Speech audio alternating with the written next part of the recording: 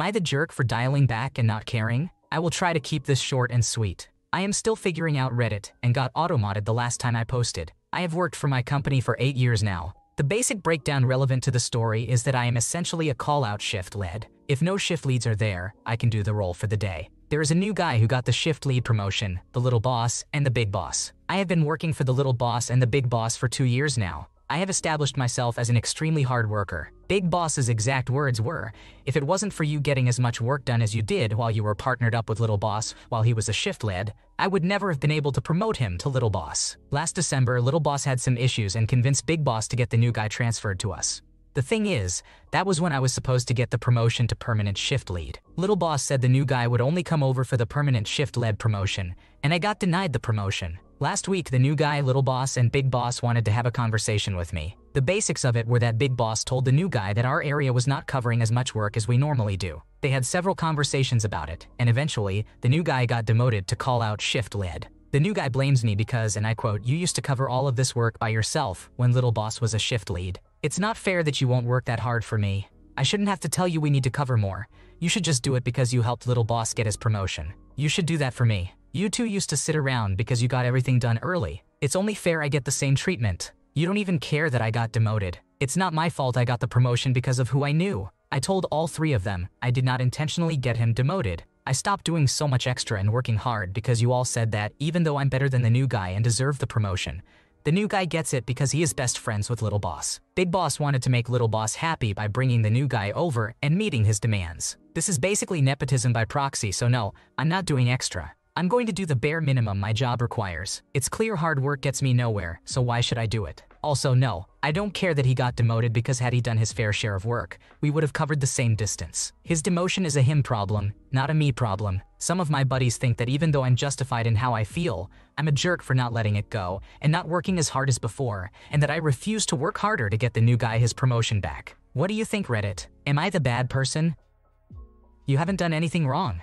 This workplace seems to run on nepotism, fueled by you working to make everyone look good while you get bypassed for promotions. Even if you stick around, they'll likely promote a different friend or family member and continue letting you do most of the work while they reap the benefits. 8 years of experience should land you where you want to be at a new company without having to work your way up. Am I the jerk for reaching out to my ex-boyfriend and warning him about his fiancée? So, here's the situation. My ex-boyfriend, let's call him Mike, and I have known each other since we were 12 years old. We dated for a very short time, about 3 weeks, but quickly figured out that we'd be better off as friends. There was no animosity between us, and our friendship endured for years. However, things changed when he started dating someone else. He cut me out of his life completely. His family, who had issues with his ex-wife, actually reached out to me during that time and asked me to talk to him about it, but he didn't listen. She was emotionally abusive, and he eventually left her. After that relationship ended, Mike reached out to rekindle our friendship, mentioning that he regretted not listening to me, and even asked me to remind him to be careful in the future. So we resumed our friendship, and it bloomed. But then he met his current fiancée, let's call her Sarah, and once again, he cut me off completely. He proposed to her just months into their relationship, and honestly, I'm worried sick about him.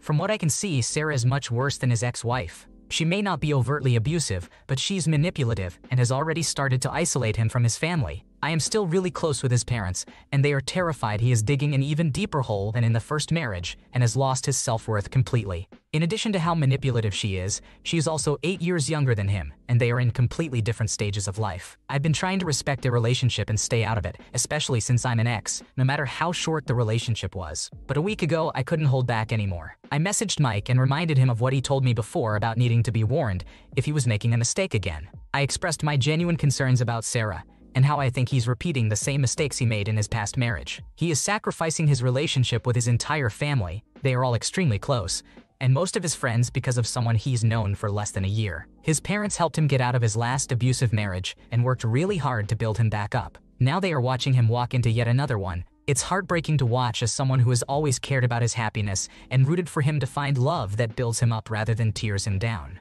I was hopeful he learned from his last relationship, but it appears he hasn't. He never responded to my text, but his parents confirmed he received it. But now I'm second-guessing myself. I understand that I'm his ex, this brief relationship was 7 years ago, and maybe I should have just let him figure it out on his own. The age-old saying, we are given the same battles in life until we actually learn from them.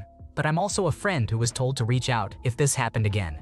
specifically signs of being in another abusive relationship, and who has always authentically cared about him. I don't want to see him go through more unnecessary pain. Am I the asshole for reaching out and trying to warn him, or should I have just kept my mouth shut and let him make his own choices? Good to mention, my mom and his mom are best friends. That is how we became friends at a young age. Our parents go on vacations together pretty regularly as well. We are both in our very late 20s now. Your post was removed because it exceeds the 3,000 character limit. Please consider resubmitting a briefer post. Do not attempt to circumvent this requirement, you will be banned. Read our rules in full before attempting to repost. Am I the jerk for not reminding my sister about a job? My sister had always been the black sheep of the family, missing out on multiple opportunities growing up. We come from a family that is not extremely wealthy, but is doing fine. My parents, grandparents, and uncles have managed to provide me, my siblings, and my cousins with many valuable opportunities, such as high-level education, projects, experiences, and jobs. I believe that everyone took maximum advantage of these things and strived to make a good situation even better. Even if there were situations when some things were almost handed out to us, we did not stall, worked hard, treated it seriously, and literally made the best out of it. My sister, however, was never ambitious and always did the bare minimum. She switched several majors in college, ended up being in the same year as me, even though she is older, never held down jobs, worked too little to count anyway, never planned for the future, always demanded and complained. The average spoiled child. My parents stressed her about getting a job, but she always sort of said later, "Next week, I don't like that. I work in a big company and have the facility to make recommendations." My parents urged me to get her to work here too, but I explained that I could not recommend her against her will. She eventually was convinced to apply, and we began the process. At the same time, I learned that another classmate of mine was looking for a job, and let him know about the opportunities at my workplace, since I could recommend both him and my sister. I started the process with both of them and at some point needed a document from them. I asked them both, and the classmate sent it to me, while my sister asked me to remind her later because she could not at that moment. She was a spoiled college student who had just returned from a week-long trip with her friends, a trip funded by our parents, who lived on her own but did nothing on her own and who had no job. I could not fathom what could have been keeping her so busy that she could not send the document needed for her employment then, or at least make a mental note to send it to me later. I got angry, said nothing to her, and decided not to remind her. I continued the process with my classmate, and it was a success. However, my sister failed to send the document, and the recruitment period ended. I could not help her anymore. When she found out, not that she cared, my parents asked, she freaked. She called me awful for not reminding her and helping the stranger instead of family. I called her spoiled because until now I did everything for her,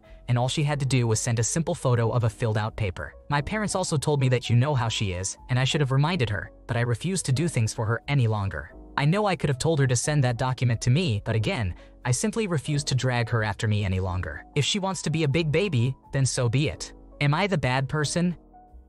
You are not the cause of this issue. Recommending someone who won't do a good job could negatively impact your reputation. If she can't even turn in a single piece of paper, how is she supposed to keep the job? Your sister needs to stop blaming others for her mistakes and take responsibility. Am I the jerk for being passive-aggressive with my best friend while they were going through a really rough breakup? For context, some of this occurred months ago, so some details are remembered clearly while others are less clear. My best friend, a 22-year-old female, was in an extremely toxic relationship with a significantly older man, a 28-year-old male, whom she had been dating since she was only 18. She was head over heels in love. At some point, she got really drunk and told me how he was treating her. After I informed her that the relationship was becoming abusive, I started to feel like she was pushing me away. I had been in an extremely abusive relationship recently, so it was very alarming to see her falling deeper into that pit. Eventually, the relationship ended after she caught him cheating for about a year. I thought we would become close again, but instead, her drinking got worse, and it felt like she became even more distant. From her social media, it seemed she was frequently hanging out with other friends. It hurt my feelings, but I did not say anything to her because she was struggling. When we finally made plans, she canceled and said she had to get groceries that day. However, on social media, I saw she was out drinking with other friends. I reached out to her to tell her my feelings were hurt and asked why she would do that. She drunkenly responded, "I just want to have fun," to which I replied, "So I'm not fun." Her response was possibly one of the meanest things someone close to me has said. "I just want to hang out with put-together people." It hit especially hard since I had been putting up with being avoided for months, trying to support her in any way she would let me, and not really sharing my problems with her. She did not know, for instance, that I was having relationship problems too, or about my struggles with addiction. I might be the antagonist for this, but I was very passive-aggressive, saying things like, "I'm done, whatever, and I don't care anymore." The next day, when she was sober, she told me she would hang out with me if I planned activities. However, she did not really hang out with me after that, or even reach out. Even if I offered to plan something, she just remained distant. She's in a new relationship, in a new living situation, and appears to be doing well now. Recently, we got into a fight because I told her I knew she was avoiding me. She said it was because I got really mad at her when she really needed her feelings to be a priority. I do not believe this, because she was avoiding me beforehand. It really feels like I'm not put together enough. So, am I the antagonist?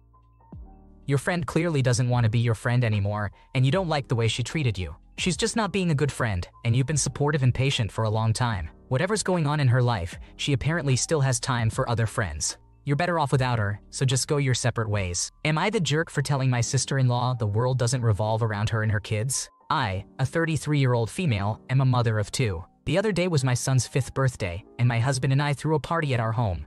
The party has caused a bit of a rift between me and my husband's twin sister Eve, who is 36 years old.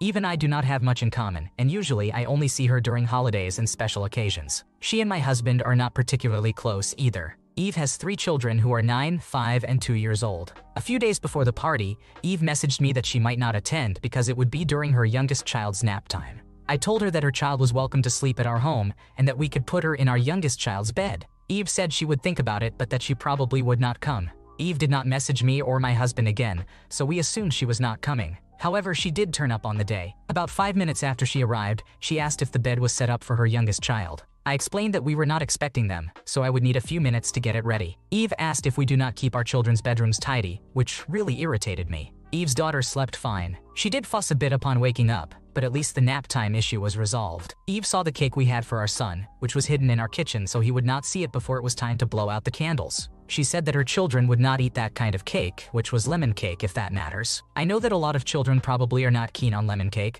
but it is what my son likes. I told Eve that we did have some candy in our kitchen that her children could have so they would not feel left out of having a treat. They ended up leaving abruptly before we brought out the cake and only said goodbye to my husband. They then came back with chocolate cupcakes from the corner shop before we had done the cake and candles for my son.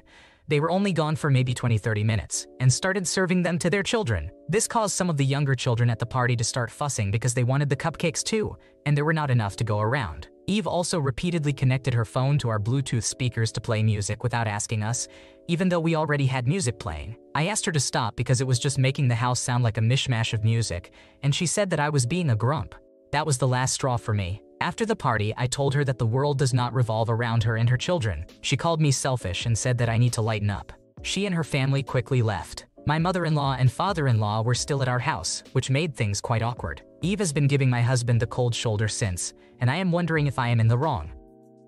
Wow, so sister-in-law shows up without confirming, criticizes how you keep your kids' rooms, and complains about the birthday cake not being to her kids' liking. Then she goes out, buys what they like, and serves it to her kids before the birthday cake comes out in front of everyone. She even co-opts the Bluetooth and refuses to stop, and then has the nerve to call you selfish. That's some spectacular projection right there. You are definitely not the bad guy in this situation, but your sister-in-law, wow. Am I the jerk for not planning my wedding around my stepsister's busy schedule? My fiancé, who is 26 years old, and I, who am 29 years old, are planning our wedding, and we set the date not too long ago. My mother reached out after learning the date and, all panicked, told me that my stepsister, who is 27 years old, could not make it. She insisted I should call her and check different dates to find what would work better. I told her that was not happening, and our chosen date is final. If my stepsister cannot make it, it is not the end of the world. My mother was taken aback by my response. She asked me how I could say that, stating that a sibling or any immediate family member missing a wedding is a significant issue. For background information, my father died when I was 6 years old and my brother was 5 years old. When I was 8 years old, our mother told us she had a boyfriend, and when I was 10 years old, she remarried. Her husband had my stepsister with his ex-wife, and they shared custody. Our plans once mom remarried revolved around my stepsister. Christmas every other year was celebrated at a different time because she was with her mother and not us. Family parties were missed if she was not around because mom was angry at anyone in the extended family who did not ensure my stepsister could be there. She would tell my brother and me we should wait to do something for our stepsister to be there, or she insisted on it and refused to let us go without her. We resented it and spoke up, but mom said immediate family needed to be there for Christmas, for example. I told her my stepsister was not my immediate family, so I did not need to wait. Mom also resented the fact we were not with her every other Christmas Eve because we would be with our paternal family, court-ordered time our grandparents won. She never made everything stop for us though. She would just tell us we could choose to be with the family or go with other people, meaning our paternal family. Over time it got worse with her saying, "Why did you see that movie without stepsister?" Or "Why go to the arcade event weekend 1 and not wait for weekend 2 so she can join?" It was insanity. It really did a lot of harm to our relationship with mom. Neither of us wanted or needed our stepsister included to enjoy things. Neither of us wanted to be forced to plan stuff around her. We had no choice. That is not how things are anymore, which is why mom was shocked. I was putting my foot down so strongly about it. She mentioned the immediate family sibling thing, and I told her I have never once considered my stepsister, my sibling, or my immediate family. I will no longer plan things around her because her attendance is not essential to me. My mother started getting very upset on the phone, saying it would really hurt her stepdaughters and husband's feelings to hear this, and how she wanted us all to be together for something as big as a wedding. She told me she would pay the difference for a different day, and I said no. I told her my days of catering to my stepsister's schedule are over. My mother got very upset on the phone. I ended the call, and I am dodging her calls and texts now because she is angry. Am I the bad person? You did nothing to be ashamed of. Any decision made about a wedding should be up to the people planning that wedding and about those people. You don't consider your stepsister as part of your immediate family, and her attendance is not essential to you. Therefore, you shouldn't change the date of your wedding to accommodate her. Your mother will just have to respect that. Otherwise, she'll be admitting that her stepdaughter's feelings are more important than yours regarding, your own wedding. Thanks for watching. When you subscribe, make sure to hit the bell to turn on notifications so you never miss a video. To finish listening to all the stories, check out the playlist in the description.